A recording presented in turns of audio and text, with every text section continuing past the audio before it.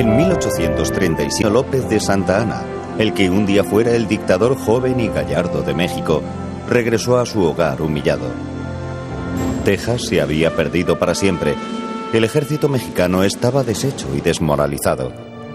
La derrota infligida por los rebeldes de Sam Houston había supuesto un golpe muy doloroso para el orgullo de la nación.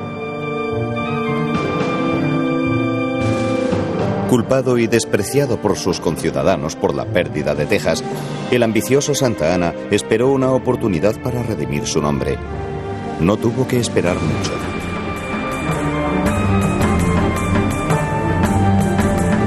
En 1838, un barco de guerra francés abrió fuego en el viejo puerto español de Veracruz. El ataque repentino era la respuesta al trato que habían sufrido los intereses nacionales franceses durante la Guerra Civil Mexicana. El gobierno francés exigía compensaciones por las propiedades francesas destruidas. Los mexicanos se burlaron de las reclamaciones y las llamaron Guerra de los Pasteles. Bueno, la Guerra de los Pasteles fue un acontecimiento que uno podría... Bueno, fue un pretexto en realidad que usó el gobierno francés para poder invadir México, ¿no? Fueron reclamaciones personales de un grupo de franceses que se sintieron afectados en sus bienes y que reclamaron, y esas reclamaciones no fueron atendidas debidamente por el gobierno mexicano, que, como decía yo, siempre estaba pues con grandes dificultades económicas. Se le ha llamado pues un poco chuscamente la Guerra de los Pasteles, porque uno de los que... Los mexicanos quedaron sorprendidos por la facilidad con que los franceses se habían apoderado de Veracruz. Santa Anna, viendo una oportunidad de redención, acudió allí rápidamente y tomó el mando de las fuerzas mexicanas. Cuando se produjo la invasión francesa, Santa Anna, que estaba temporalmente retirado, ofreció sus servicios al gobierno para luchar contra los franceses. Tenía fama de ser un militar competente, así que aceptaron sus servicios. Cuando Santa Anna se dirigía al puerto del que estaba a punto de partir la flota francesa, un barco disparó contra los mexicanos desde la distancia. Santa Anna cayó del caballo. Había perdido la pierna de rodilla para abajo. Durante sus enfrentamientos con los franceses tuvo la fortuna de toparse con una bala de cañón que se llevó por delante la mitad de su pierna.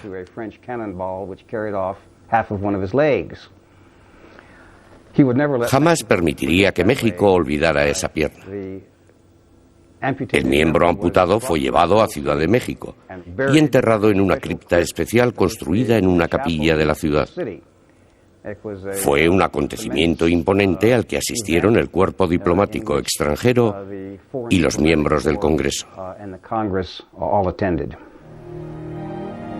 Tras la marcha de los franceses, Santa Anna alabó su pobre miembro perdido y alardeó de su heroísmo en Veracruz con exageración teatral.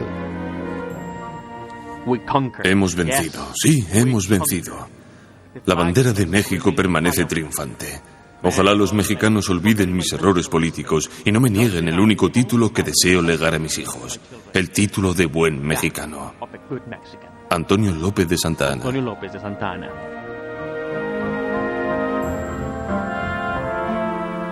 Olvidada la humillante pérdida de Texas, Santa Anna se vio catapultado de nuevo hacia la presidencia. Asumió el título de Alteza Serenísima, creó una guardia de honor personal, los Lanceros del Honor Supremo, y organizó desfiles, bailes y banquetes grandiosos en su honor. Se alzó una estatua de Santa Anna indicando hacia Texas, territorio que había prometido reconquistar. Hizo construir uno de los teatros más grandes del mundo, al que llamaron con acierto el Gran Teatro de Santa Anna.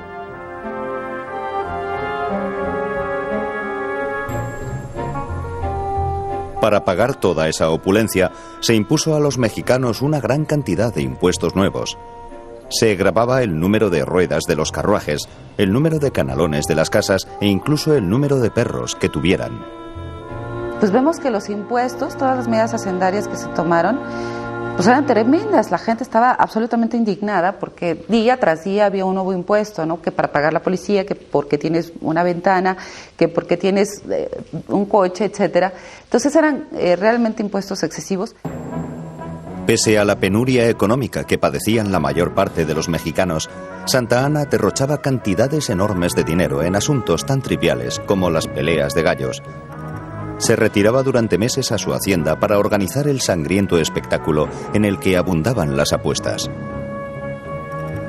Los hombres pueden divertirse como les plazca, siempre que las apuestas se realicen entre caballeros. Antonio López de Santa Anna.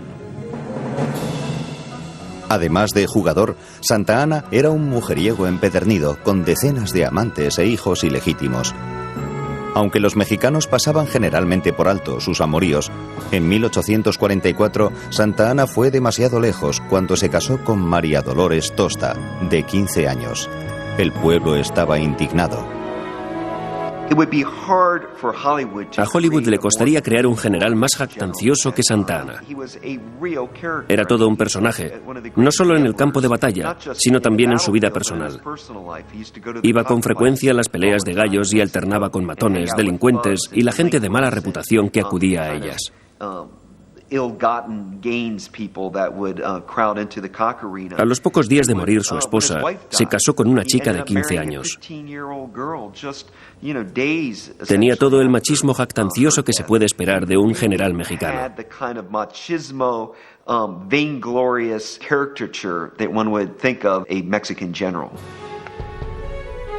Los enemigos políticos de Santa Anna pidieron que dimitiera. Tropas rebeldes, junto a una muchedumbre enojada, recorrieron la ciudad destrozando estatuas del dictador y, lo más insultante, irrumpieron en la tumba donde se guardaba su pierna amputada y pasearon por las calles el macabro trofeo. Santa Anna estaba horrorizado. Dios Todopoderoso, un miembro de mi cuerpo perdido al servicio de mi país, robado de su urna funeraria. En aquel momento de pena y frenesí decidí abandonar mi país natal. Antonio López de Santa Anna. Vuelto a caer en desgracia, Santa Anna huyó disfrazado, guiando un grupo de mulas por las montañas hasta Veracruz y partiendo luego hacia el exilio en Cuba. Irónicamente, ese personaje mezcla de héroe y villano se iba en el momento en que su país más le necesitaba. México estaba al borde de la guerra con los Estados Unidos.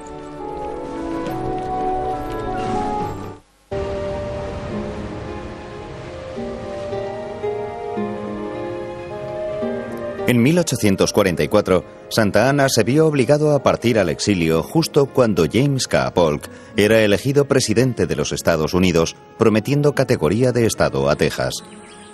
Polk creía en el destino manifiesto, una república americana desde el Atlántico hasta el Pacífico.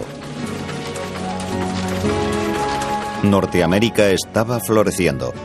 En el sur, las plantaciones de algodón prosperaban gracias a los esclavos, mientras en el norte, las fábricas ponían en marcha la revolución industrial norteamericana. Las líneas férreas unían el continente y la nación se expandía cada vez más hacia el oeste. Norteamérica estaba hambrienta de nuevos territorios. En 1845, el presidente Polk se anexionó formalmente la República de Texas. El gobierno mexicano estaba furioso. Se rompieron las relaciones diplomáticas con los Estados Unidos. El escenario para la guerra estaba dispuesto. Porque evidentemente México no podía aceptar que una parte de su territorio se anexara a otro país. Era elemental que eso no lo podía aceptar, porque su soberanía estaba siendo agredida.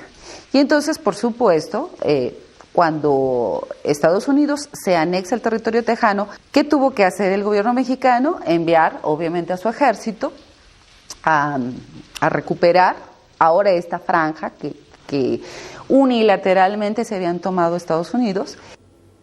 Pero muchos mexicanos, conscientes de la inestabilidad de su gobierno, recelaban del conflicto.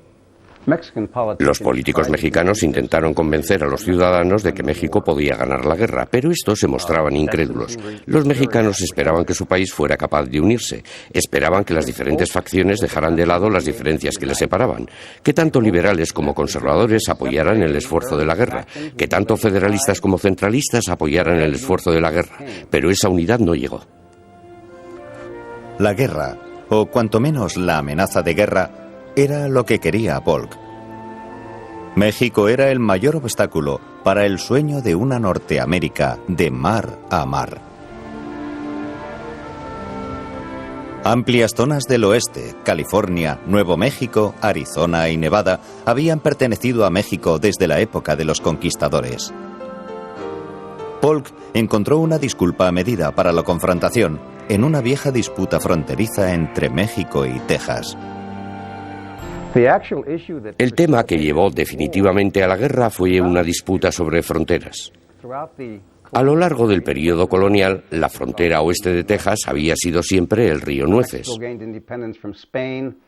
Cuando México consiguió la independencia de España, la frontera oeste era todavía el río Nueces. Pero cuando Texas logró la independencia y estableció sus propias fronteras, declaró que la frontera oeste era el río Grande. En el Golfo de México, el río Grande y el río Nueces están separados solo unos 300 kilómetros. Pero más adelante los tejanos reclamaron el río Grande hasta su nacimiento. El río Grande no viene directamente del norte, sino del noroeste. Eso significa que El Paso, Albuquerque, Santa Fe y Taos se incluían en la reivindicación tejana. Este fue el tema que llevó definitivamente a la guerra entre los Estados Unidos y México. La primavera de 1846, el general Zachary Taylor llevó tropas de los Estados Unidos al territorio en disputa, provocando a los mexicanos. Los Estados Unidos deciden enviar su ejército a Texas como fuerza de observación, mientras los Estados Unidos y Texas negocian la anexión.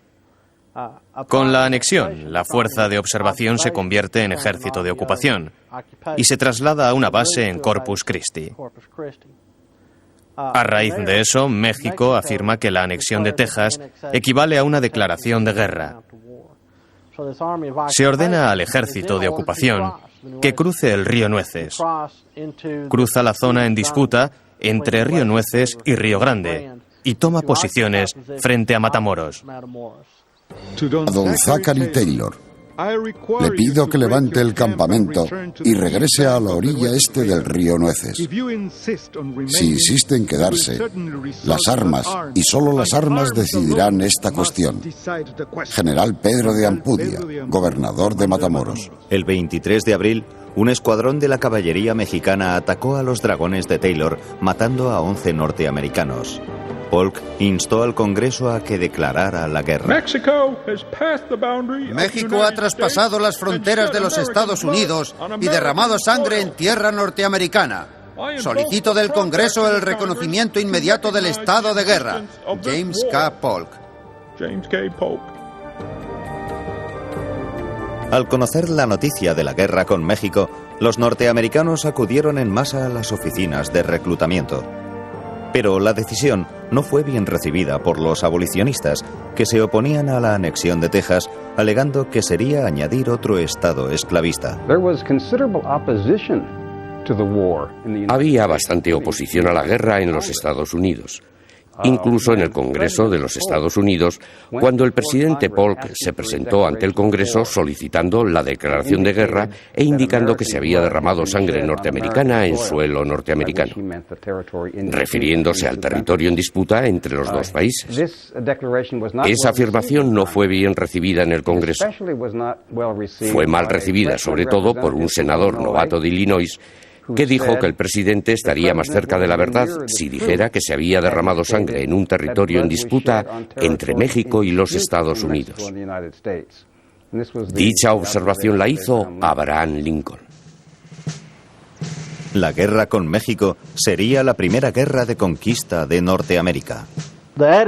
A comienzos de 1846, los soldados de los Estados Unidos mueren para demostrar su valor y el cuerpo de oficiales del ejército regular de los Estados Unidos, recién salido limpio, brillante y pulido de West Point, se prepara para enfrentarse a un oponente real. Ven a los mexicanos como un oponente en potencia. Los mexicanos tienen un aspecto feroz en el campo. Sus uniformes son espectaculares. Los norteamericanos sienten gran respeto por el ejército mexicano. La caballería y soldados norteamericanos ocupan Nuevo México con rapidez, mientras otros norteamericanos se apoderan de California. Había pocos colonos mexicanos y menos soldados. El territorio ofreció muy poca resistencia. En mayo de 1846, el ejército de Zachary Taylor expulsó a los mexicanos de Texas a lo largo de Río Grande.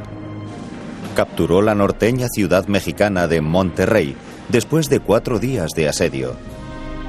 Santa Anna, como el fénix que renace de las cenizas, se presenta voluntario para recuperar el territorio. Tranquilamente, a través del bloqueo, y entra a México y arma un ejército de 20,000 hombres, que es algo, increíble. Lo increíble también es por qué todos, no todos, pero gran parte de los mexicanos le tenían una enorme fe a este tío, ¿no? Que levantaba ejércitos, que conseguía dineros, que convencía a los inconvencibles de que hicieran cosas que uno nunca pensaría.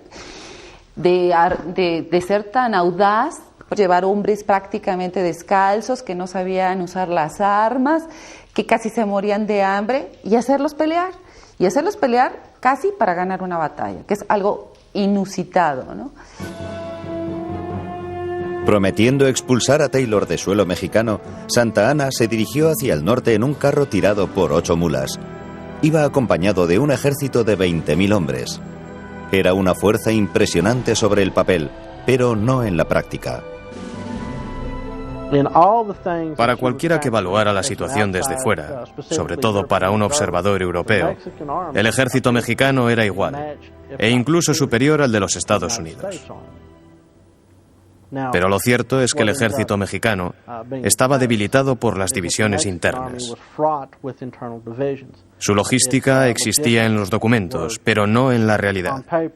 Su servicio de intendencia estaba formado fundamentalmente por soldaderas, esposas y novias de los soldados que seguían al ejército y cocinaban para los soldados. El servicio médico distaba mucho de ser el adecuado. Hubo varios temas que se pusieron de manifiesto en la guerra entre los Estados Unidos y México, una serie de debilidades que iban a resultar desastrosas para el ejército mexicano.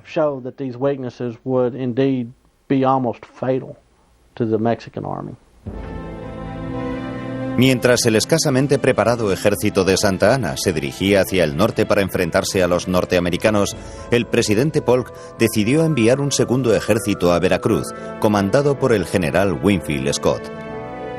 Se envió a más de la mitad de los hombres de Taylor a unirse al ejército de Winfield Scott. Taylor se quedó con solo unos 5,000 soldados, en su mayoría novatos y sin preparación.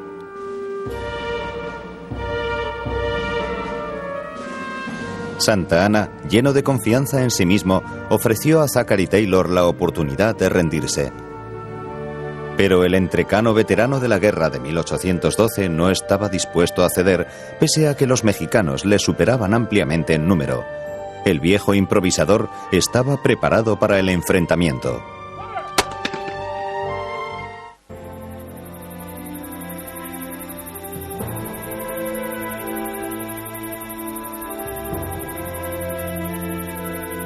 Una mañana fría y con niebla, el 23 de febrero de 1847, el ejército de Santa Anna se preparó para expulsar de México a los invasores norteamericanos.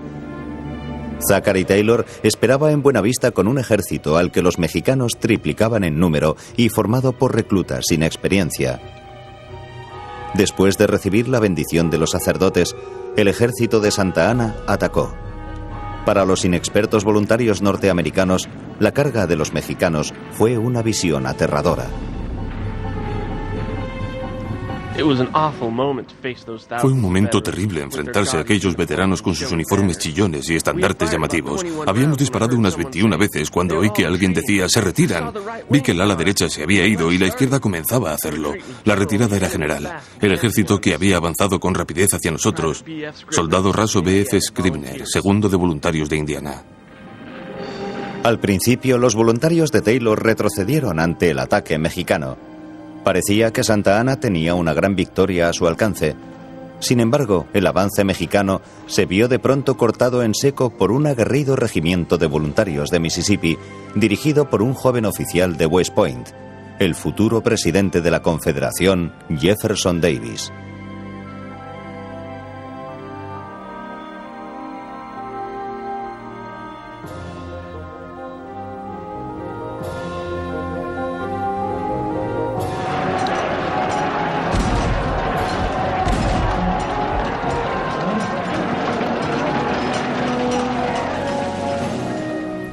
Los hombres de Taylor pasaron la noche nerviosos en el campo de batalla, esperando enfrentarse de nuevo a los mexicanos la mañana siguiente.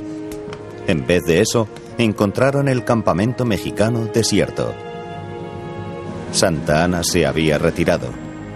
En esa batalla los mexicanos estuvieron a punto de ganar y nunca quedó muy claro por qué Santa Anna, cuando está a punto de lograr el triunfo en la Angostura, se retira. Y debo decir que las bajas que sufrió nuestro ejército fueron mucho mayores en la retirada, es decir, en el regreso hacia la Ciudad de México, que en la propia batalla. Porque los hombres se morían en el camino por falta de alimento, por falta de agua, etc. Entonces fue una batalla sumamente costosa en términos humanos, pero más que por la batalla misma, por la retirada que... México había sufrido una derrota humillante y Norteamérica había ganado nuevos héroes. Buenavista creó 2 presidentes norteamericanos. Zachary Taylor ganó una batalla contra todo pronóstico y posteriormente utilizó este logro en la campaña política que acabaría por llevarlo a la Casa Blanca. Otro oficial voluntario, Jefferson Davis, que mandaba a los hombres de Mississippi, también usó Buenavista para triunfar en la política después de la Guerra de México. Santa Anna, que llevaba unos pocos cañones y banderas capturados al enemigo, intentó proclamar una gran victoria mientras se retiraba. Pero sus hombres, cansados y hambrientos, y sintiendo que Santa Anna les había robado una victoria que se merecían, desertaron a miles. De los 20.000 que partieron hacia Buenavista, regresaron menos de 10.000. En marzo de 1847, el ejército norteamericano mandado por Winfield Scott llegó a Veracruz. Los hombres de Scott rodearon la ciudad y la bombardearon de forma devastadora hasta que los mexicanos se rindieron. Los mexicanos calculan que el número de bajas entre muertos y heridos está entre 500 y 1000. Entre las víctimas hay muchas mujeres y niños. Noticias. Nueva Orleans, Delta, 1847. Pudo capturar Veracruz porque tenía mayor potencia de fuego y supo cómo utilizarla. Las batallas que se habían luchado hasta entonces eran batallas pequeñas, libradas lejos de los núcleos de población mexicanos. El ejército de los Estados Unidos se encontraba por primera vez en el centro de México, cerca de ciudades densamente pobladas. Dejando atrás una Veracruz devastada, el ejército de Scott partió hacia Ciudad de México siguiendo la misma ruta que Cortés. Al haber pocos mapas de la región, los oficiales de Scott usaron como guía un relato sobre la conquista española. Justo antes de la guerra con México, se había publicado un éxito de ventas. Era un grupo de 3 volúmenes que hablaban de la conquista de México por Cortés. Muchos oficiales del ejército consiguieron copias de los mismos y los llevaron con ellos a México. Los leían casi como si fueran manuales. Santa Anna eligió una zona escarpada en Cerro Gordo para enfrentarse al ejército de Scott, fanfarroneando de que ni un conejo podría atravesar el laberinto de barrancos y terreno agreste que rodeaba las posiciones mexicanas. Pero Santa Anna no había contado con un joven capitán norteamericano destinado para la gloria. Los norteamericanos estaban buscando una salida. Entre los norteamericanos había oficiales que dejarían huella en la historia de Norteamérica. Topógrafos como Robert E. Lee buscaron un camino por el flanco de la bien situada posición mexicana y avanzaron con gran rapidez. Cuando esto sucedió, el ejército mexicano se desintegró. Superado en Cerro Gordo por la maniobra de Lee y atacado por la retaguardia, el ampuloso Santa Anna huyó, dejando atrás a la mayor parte de su ejército, su carruaje dorado e incluso su pierna de madera. En septiembre de 1847, lo único que se interponía entre el ejército de Scott y la capital era la Academia Militar Mexicana de Chapultepec. La mañana del 13 de septiembre, las fuerzas norteamericanas, incluyendo 40 marines de los Estados Unidos, asaltaron las murallas del castillo, penetrando en la legendaria residencia Moctezuma. Entre los defensores mexicanos había cadetes jóvenes de la academia que lucharon y murieron con gran honor. Algunos muchachos prefirieron incluso suicidarse antes que rendirse. Uno de ellos se envolvió en una bandera mexicana y saltó hacia la muerte desde las murallas del castillo. Sí, efectivamente existieron 6 niños héroes y se les recuerda porque fueron los 6 únicos cadetes que estaban en el colegio militar y que murieron.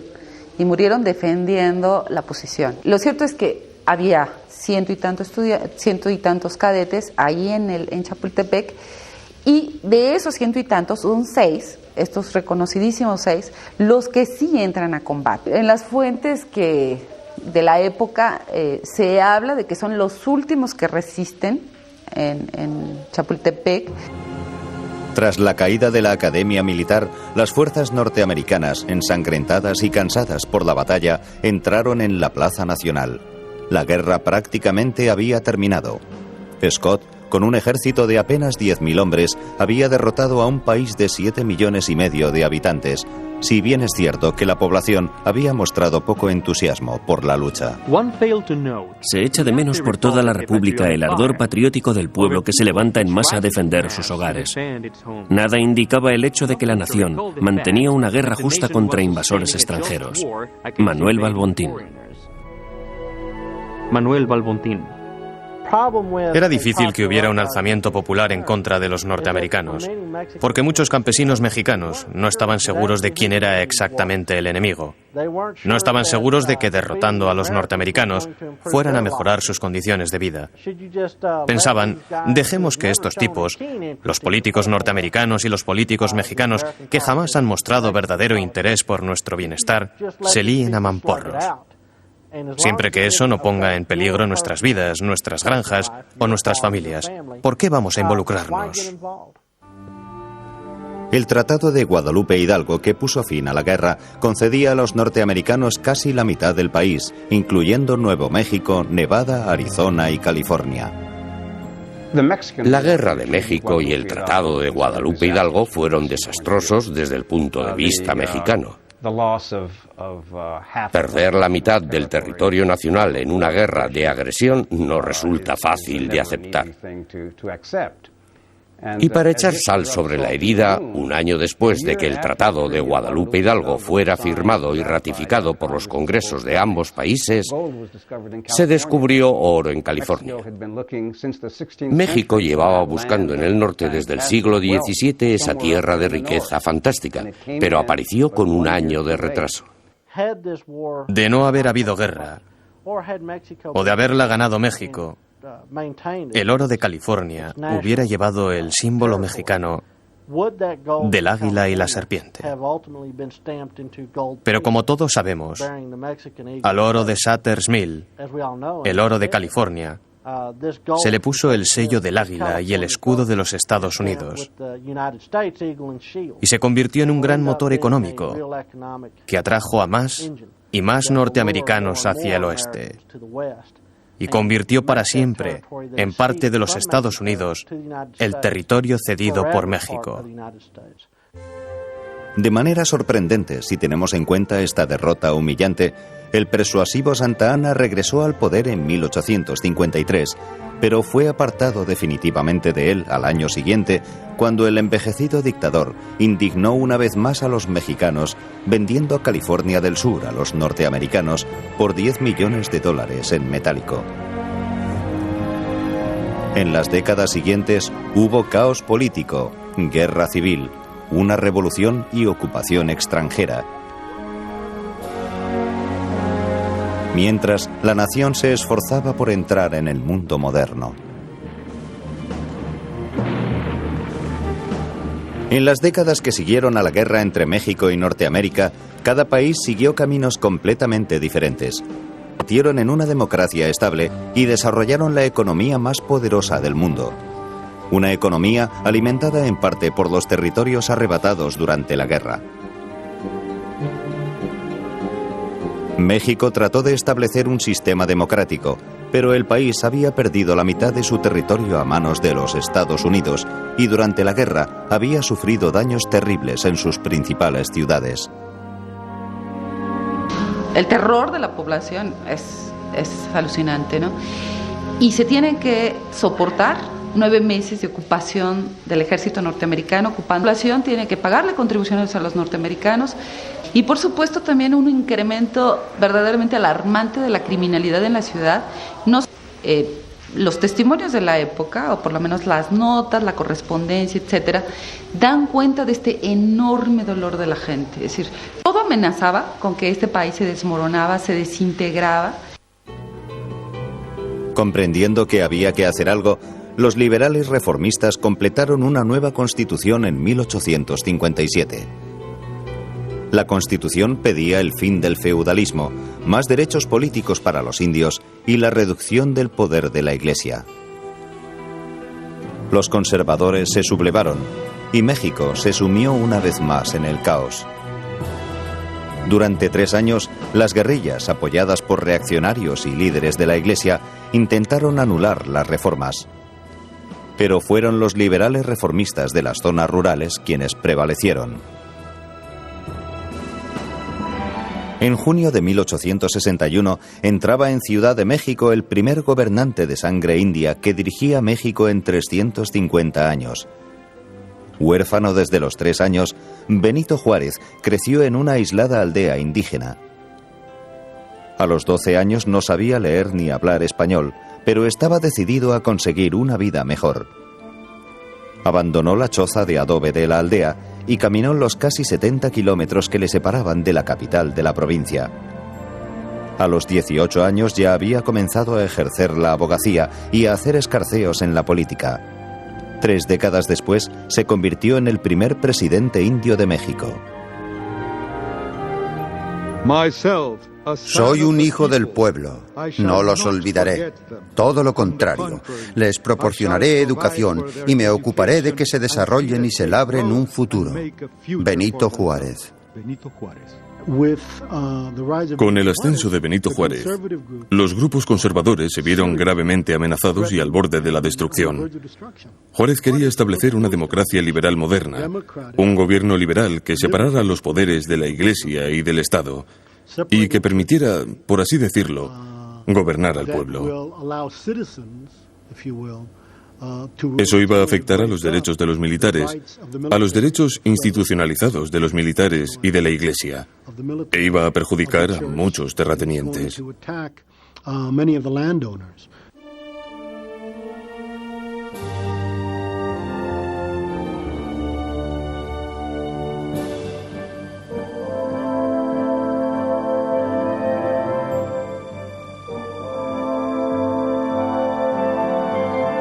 Para ayudar a los necesitados, Juárez miró en primer lugar hacia la Iglesia Católica, la institución más poderosa de México.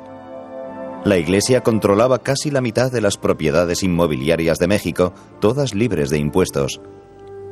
Juárez dio un paso revolucionario. Prohibió que la Iglesia tuviera propiedades que no fueran edificios. Se dictaron leyes para que los religiosos quedaran sometidos a las mismas leyes que el resto de los ciudadanos, y el Estado se hizo cargo de los nacimientos, muertes y matrimonios. La Iglesia, los conservadores e incluso el Papa se pusieron furiosos.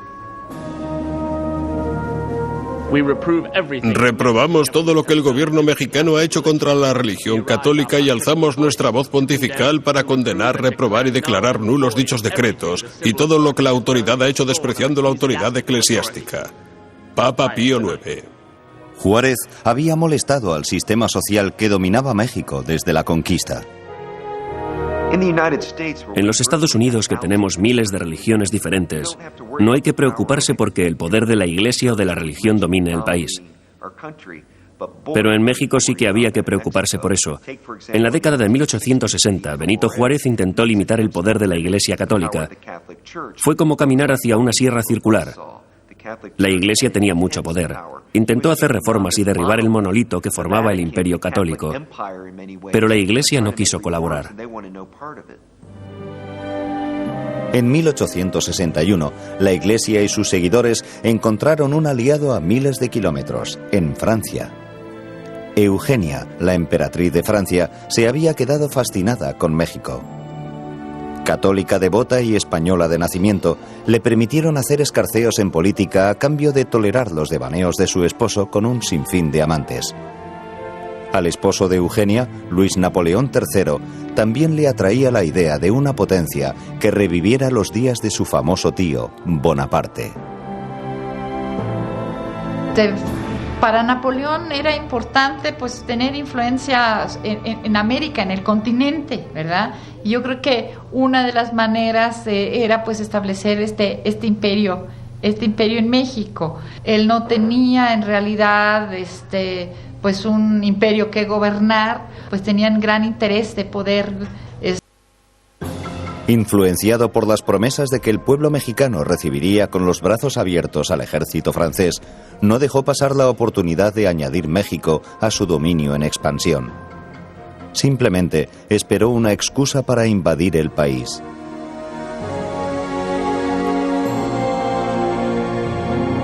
En 1861, Benito Juárez, acuciado por deudas asombrosas, suspendió durante 2 años los pagos de los créditos internacionales de México. Napoleón aprovechó la oportunidad y mandó a la flota francesa a Veracruz, prometiendo cobrarse la parte francesa de la deuda mexicana. El momento elegido por Napoleón era perfecto. Norteamérica, distraída con su propia guerra civil, no estaba en posición de hacer cumplir la doctrina Monroe, que prohibía la intervención extranjera en el hemisferio occidental. En la década de 1860 los Estados Unidos estaban en mitad de la guerra civil y Abraham Lincoln tenía las manos atadas. No podía hacer respetar la doctrina Monroe en el resto del hemisferio cuando era justo el momento de hacerlo. Napoleón III estaba ansioso por conseguir fama, haciendo que Francia controlara México y ejerciendo una gran influencia sobre Iberoamérica. No podíamos ocuparnos de detener a Napoleón III. Estábamos demasiado ocupados luchando el norte contra el sur para preocuparnos de lo que pasaba en México.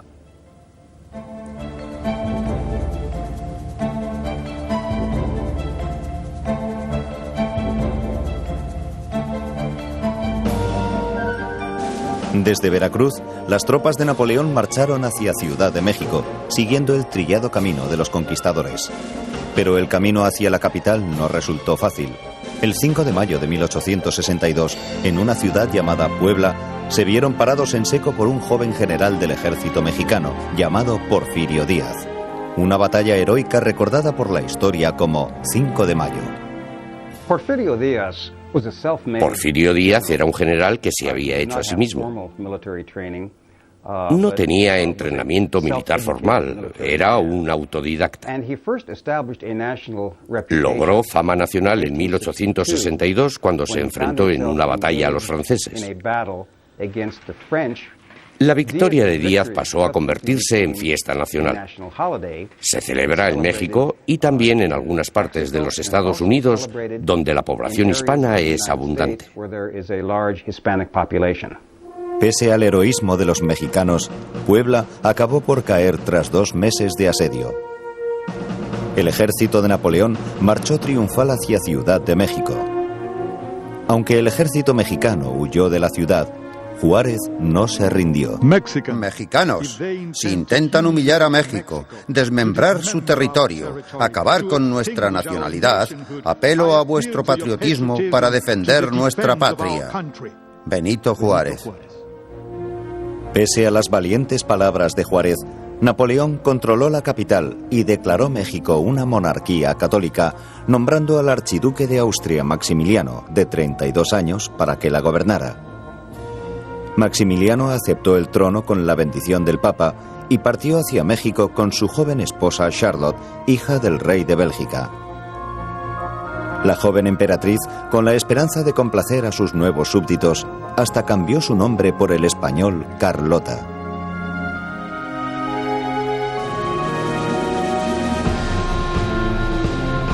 Pese a sus nobles intenciones, Maximiliano y Carlota no fueron capaces de llevar la paz a México. Juárez continuó su alzamiento. y los mexicanos conservadores fueron incapaces de aceptar una monarquía impuesta por un poder europeo. A los 2 años, Napoleón comenzó a cansarse de su mal concebida aventura mexicana. Maximiliano se quedó solo.